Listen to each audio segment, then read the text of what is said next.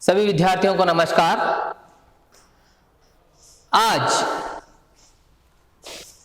नवम कक्षा से जुड़ा हुआ धूल पाठ, इस धूल पाठ में हमने भाग एक में कई सारी चीजें जानी।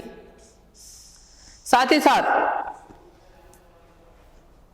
धूल पाठ के भाग एक में हमने धूल की महत्ता को जाना, धूल के महत्व को जाना, धूल कहाँ से उत्पन्न होता है इस चीज को जाना, और धूल मनुष्य के जीवन में धूल का क्या पात्र है इस चीज को हमने जाना। जैसे कि देखिए, धूल पाठ में हमने हीरे, धूली भरे हीरे देखे, बाल कृष्ण देखा, अखाड़ों वाली चीज देखी, साथ ही साथ गोधूली भी हमने यहां पर देखी। और इस धूल पाठ में हमने यह जाना कि धूल यानी आज की जो आधुनिकतम लोगों की जो सोच है वह है धूल यानी मैल। तो ये धूल पाठ लिखने वाले जो लेखक हैं, लेखक को मैल शब्द से नफरत है। धूल मैल का रूप नहीं है, धूल मैल नहीं माना जा सकता। धूल यानी मिट्टी, मिट्टी से अनाज उगता है, मिट्टी से हर जीव का पेट भरता है। तो हर जीव का पेट भरने वाली उस मिट्टी को हम मैल कहेंगे तो यह उचित नहीं होगा। लेकिन आज की परिस्थिति यह हुई है कि आज का जो मनुष्य है इस धूल को मैल मानता है। तो इस धूल को मैल न मानकर इस धूल की जो महत्ता है, जो महत्व है, इसको पहचानने की कोशिश हो, इसीलिए यहाँ पर लेखक ने इस धूल पाठ को हमारे सम्मुख रखा हुआ है। साथ ही साथ ये जो धूल है या जो मिट्टी है, इससे जुड़ा अंतिम पैराग्राफ, अंतिम गद्य भाग 2 में बताया जाएगा, जिससे पाठ का समापन होगा।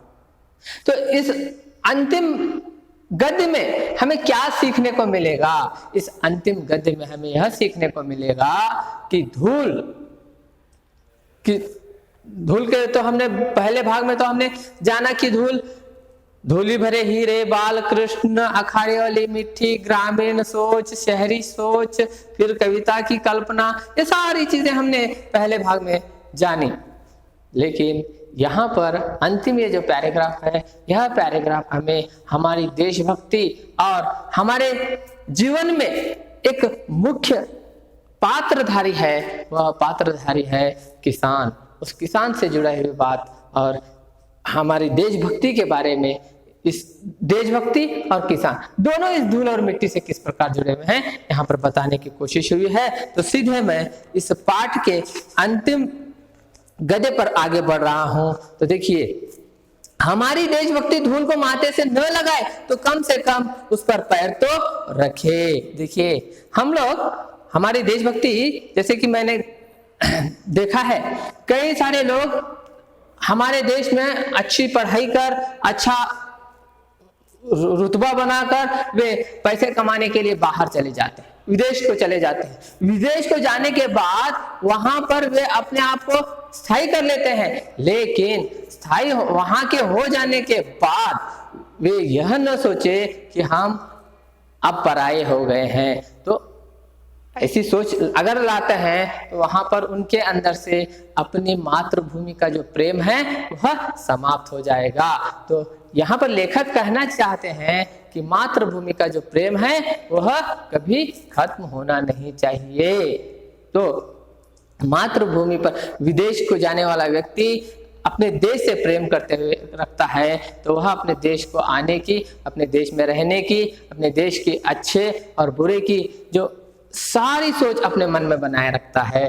तो उस सोच को वह हमेशा बनाए रखेगा, तो वह सोच देशभक्ति कहलाएगी। तो वह विदेश से जब अपने देश में आता है, अपनी मिट्टी पर उतरता है, तो वह मिट्टी उसके लिए धन्य मानी जाती है। अगर वह उस मिट्टी को अपने माथे से न लगाए उस मिट्टी पर आके उतर भी जाए तो कहा जाए कि उसके अंदर देशभक्ति बनी हुई है। इस वाक्य से कहने की कोशिश हुई है। किसान के हाथ पैर मुंह पर छाई हुई यह धूल हमारी सभ्यता से क्या कहती है?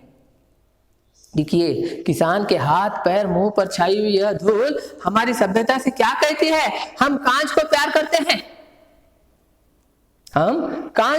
करते हैं, धूली भरे हीरे में धूल ही दिखाई देती है, भीतर की कांति आंखों से ओझल रहती है।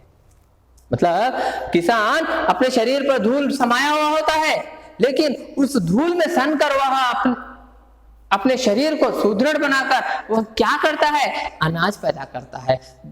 हर मौसम में अपने आप को वहां पर बनाए रखकर, उसकी मिट्टी कीचड़ में बनाए रखकर अनाज पैदा करता है। वही अनाज हम सभी जीव जंतुओं के लिए उपयोगी होता है, तो उसको हम मैल का दर्जा देते हैं, उस किसान को हम तुच्छ मानते हैं। तो यहाँ पर लेखक का कहना है कि किसान को तुच्छ ना माने, किसान को अन्नदाता माने, भगवान माने, या यहाँ पर लेखक कहना चाह रहे हैं।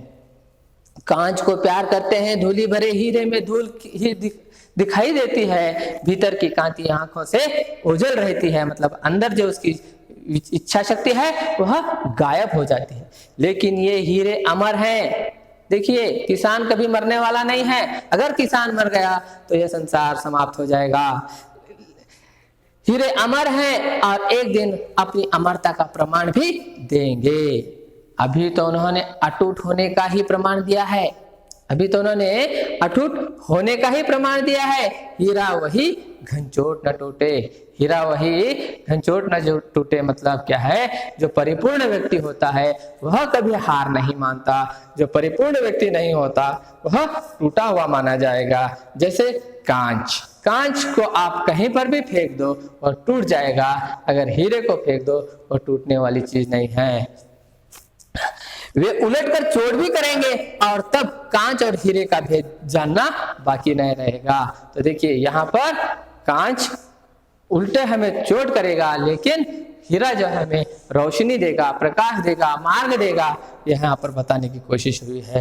तब हम हीरे से लिपटी हुई धूल को भी माथे से लगाना सीख जाएंगे। देखिए, अंतिम जो वाक्य है, तब हम हीरे से लिपटी हुई धूल को भी माथे से लगाना सीखेंगे। मतलब क्या है? हीरा जो है खदानों में मिलता है, हीरा जो है कोयले की खान में मिलता है, तो हमें हीरे की पहचान भी करनी है। और हीरा जहां से मिलता है, कहां से मिलता है? कोयले की खदान से मिलता है, तो उस कोयले की भी हमें कीमत करनी चाहिए। जैसे कि एक बालक जब परिपूर्ण होता है, अपने जीवन को सफल बनाता है, तो अपने जीवन को सफल बनाने के पीछे उसके किसकी मेहनत होती है? उनके माता पिता की मेहनत होती है। तो माता पिता की उस मेहनत को पहचाने, ना कि उसके ऊंचाई को पहचानना है। अगर उसकी ऊंचाई को पहचानना है तो उसके माता पिता को पहचानना जरूरी है। यह न होकर आज की सोच जो है, हम लोग सिर्फ और सिर्फ इस धूल को मैल का दर्जा देते हुए उसे तुच्छ मान रहे हैं। लेखक यहाँ धूल और मिट्टी को दैवत्व का ये दे रहे हैं। धूल और मिट्टी के साथ कभी भी भेदभाव न हो। धूल से सने हुए व्यक्ति से या मैल से जुड़े हुए व्यक्ति से मैल ना कहा जाए, उसे उसकी सही पहचान हो, यह यहाँ पर कहने की कोशिश लेखक ने की है। इस प्रकार यह धूल पाठ यहीं पे समाप्त होता है। धन्यवाद।